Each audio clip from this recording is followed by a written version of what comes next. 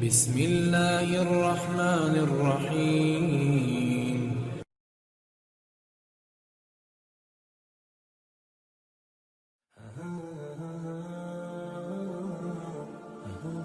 علی متقی کنز الاعمال میں سیوطی، ہمو الجوامع میں اور شاہ ولی اللہ محدث دہلوی ازالۃ الخلفاء میں اپنی سند سے رفع بن رافع سے حدیث نقل کرتے ہیں کہ میں عمر بن خطاب رضی اللہ تعالیٰ عنہ کے پاس موجود تھا۔ وہاں ایک مرد آیا اور حضرت عمر رضی اللہ تعالیٰ عنہ سے کہنے لگا کہ زید بن ثابت رضی اللہ تعالیٰ عنہ مسجد رسول صلی اللہ علیہ وآلہ وسلم میں فتویٰ دیتے ہیں کہ جب کوئی شخص اپنی بیوی کے ساتھ جمع کرے اور منی کا انزال نہ ہو تو غسل ضروری نہیں ہے۔ حضرت عمر رضی اللہ تعالیٰ عنہ نے کسی شخص کو بھیج کر زید رضی اللہ تعالیٰ عنہ کو بلایا اور ڈانٹتے ہوئے کہا، اے اپنے نفس کے دشمن، کیا ہم واقعی اس لائق ہو گئے ہو جو صحابہ کرام رضی اللہ تعالیٰ عنہ کے سامنے فتویٰ دو؟ زید بن ثابت رضی اللہ تعالیٰ عنہ نے کہا، خدا کی قسم ایسا نہیں ہے، میں نے اپنی طرف سے کوئی فتویٰ نہیں دیا ہے، بلکہ یہ تو روایت ہے جو میں نے ابی طالب ایوب، ابی بن خواب اور رفع بن رافع سے سنی ہے اور اسے ہی نقل کیا ہے۔ حضرت عمر رضی اللہ تعالیٰ عنہ نے رفع کی طرف دھیان دیا اور اس مسئلے کے متعلق سوال کیا۔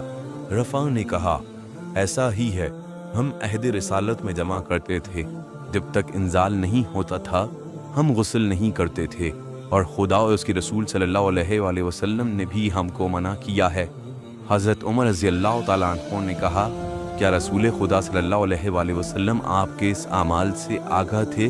اس نے کہا، البتہ ہم کو اس بات کا علم نہیں ہے۔ حضرت عمر رضی اللہ تعالیٰ عنہ نے صحابہ کو جمع کیا۔ ایک گروہ نے کہا، جب ختنہ کی جگہ دوسری ختنہ سے ملے تو غسل واجب ہوتا ہے۔ امیر المومنین علیہ السلام اور معاذ نے کہا کہ غسل کرو واجب ہے۔ حضرت عمر رضی اللہ تعالیٰ عنہ نے کہا، دیکھیں آج آپ آپس میں اختلاف کر رہے ہیں تو اس کے بعد لوگوں میں اس مسئلے کو لے کر بہت بڑا اختلاف پیدا ہوگا۔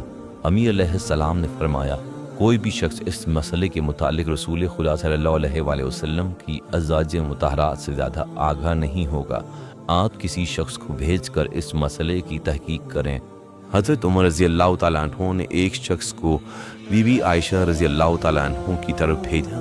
بی بی عائشہ رضی اللہ تعالیٰ عنہ نے جواب میں کہا، جب ختنہ کی جگہ دوسری ختنہ سے ملے تو غسل واجب ہوتا ہے۔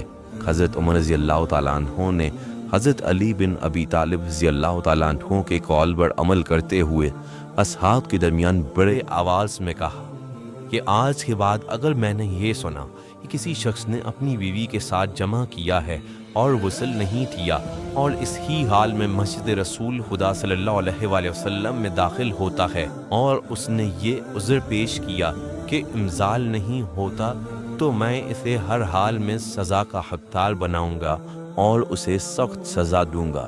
سید ہاشم بوہانی غایۃ المرامہ میں، شیخ توسی تہذیب میں اپنی سند سے زرارہ سے نقل کیا ہے، جبکہ زرارہ نے حضرت امام محمد باقر علیہ السلام سے حدیث نقل کرتے ہوئے کہا ہے کہ حضرت عمر رضی اللہ تعالیٰ عنہ نے امیر علیہ السلام سے سوال کیا کہ آپ اس مسئلے کے مطابق کیا فرماتے ہیں؟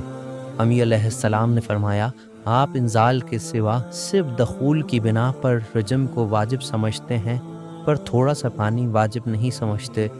حضرت عمر رضی اللہ تعالیٰ عنہ نے امیر علیہ السلام کے قول پر عمل کرتے ہوئے انصار کے قول کو چھوڑ دیا۔